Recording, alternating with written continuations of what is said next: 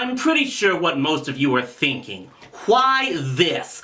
Why am I bothering to review a Family Guy episode from season 1? You know, the time when Family Guy was good, before everything went to hell, no handbasket included.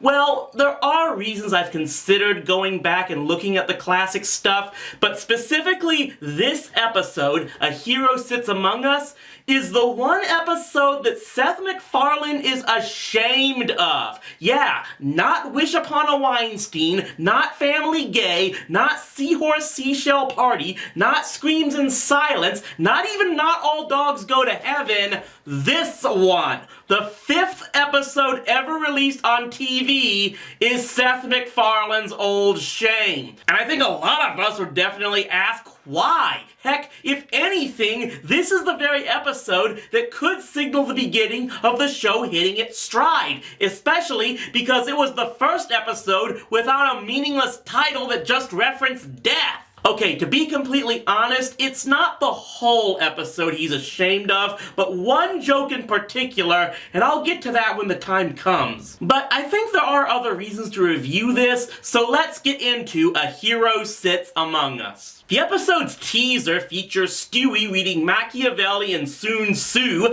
before Lois takes the books away and puts on the Teletubbies, making Stewie fall into their trance. I wonder if this was a subtle joke about TV making all of humanity stupid.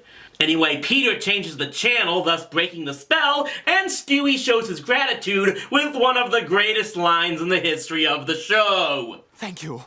When the world is mine, your death shall be quick and painless. Okay, will someone currently at Family Guy take note here? Everything in this teaser, and what else we'll see in the episode, is why Stewie Griffin used to be an entertaining character. It's that he had the mind and ambitions of a megalomaniac, but he was still an infant and thus susceptible to things like bright colors and noises. It was nonsensical, but it was funny, and that is essentially what Family Guy used to be. The episode begins proper at Peter's old job at the Happy-Go-Lucky Toy Factory. The company picnic is coming up, and with it, the softball game against arch-rival Pawtucket Joke and Novelty. So naturally, Mr. Weed has hired a new guy for the sole purpose of helping them win the game. Yeah, it's a stock plot for most work-themed sitcoms, but it only exists here to set up the main story, so it's not really worth ridiculing. And yeah, Mr. Weed was pretty much the first gay character that MacFarlane ever created, and it's kind of amazing to look back and see how relatively toned down he was. Seth MacFarlane actually was once able to create characters without being blatant stereotypes. What the frack happened? I got a great idea for a new line of TV action figures. Facts of Life Transformers, eh? And watch the transformation.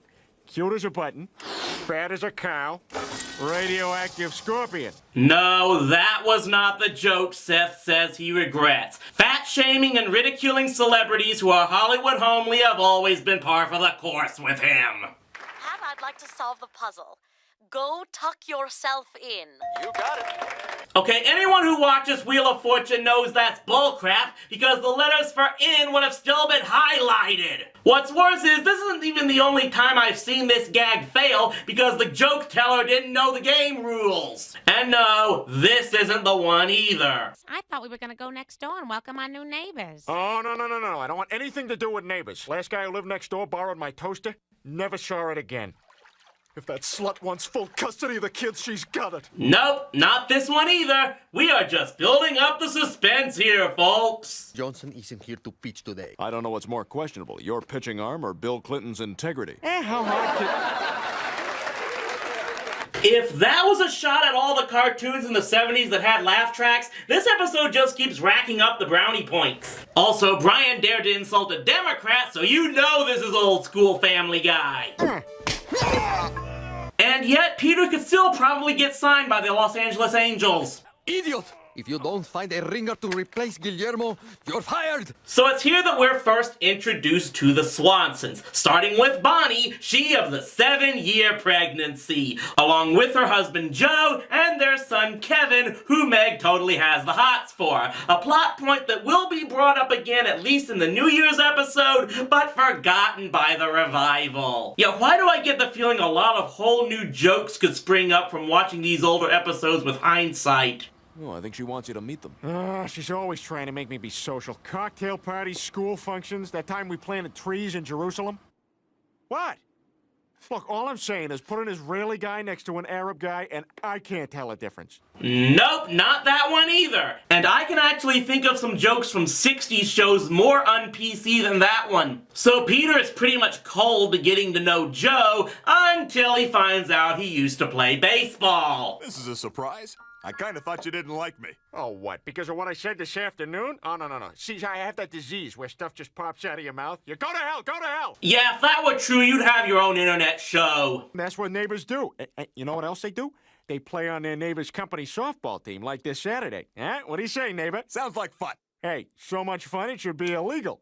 Like copyright infringement. Ho-ho! See you at the game, Joel! You know, part of me wants to forward that clip to Mr. Enter just to see him do a 30-minute rant video on Fox's hypocrisy. The movers tracked grease all over my carpet. I tried everything to get the stain out. What about lemon juice? Oh, what about club soda? What about shutting the hell up? Yeah, if I had to deal with that all the time, I'd want to enslave humanity too. So game day comes, and it's only here that we find out that Joe is disabled. Holy crap, he's a crapple! I swear I didn't know. Look, maybe they won't hit a lot of balls to him. I got shortstop. But naturally, Joe turns out to still be great at the game despite his condition. And again, I'm not complaining. It's a ludicrous scenario that's funny, so it works. So I am disappointed that they didn't have Joe just roll over the catcher on this final play at the plate. So Joe wins the game for happy-go-lucky despite not being an employee at all, which means that the Pawtucket prankster should be able to file a protest, and everyone loves him. Much to Peter's chagrin. Oh, yeah? I'll show you who's the life of the party. Hey, look! Hey, I fell in the pool with my clothes on. How hilarious is that? Peter, you know darn well that only works if you're female and blonde with D cups. We also get to see in this episode how Joe came to be disabled, fighting the Grinch on a rooftop on Christmas Eve. You think you have won, you think all is well, but kiss my green ass, I shall see you in hell. And that was still more enjoyable than what Jim Carrey did to the character. Anyway, Peter makes an ass of himself to try and get attention and eventually becomes so disruptful that Lois sends him home because this was before she herself devolved into a woman child. And here's where we really start to see the big difference between the old Family Guy and what it has since degraded into. While the stories themselves were ludicrous in their concepts, the motivation of the characters was still understandable. Peter has always been a jerk from the very beginning, but back then, while you didn't agree with his actions, you could kind of understand why he did them. We don't condone his distaste for Joe, but jealousy can make people do things that they normally wouldn't do under normal circumstances. I'll never be that kind of hero. Unless I put myself in real danger, too. For my family's sake. Why are the pretty ones always so dumb? Yeah, it's even worse when the dumb part was all an act and we all fell for it.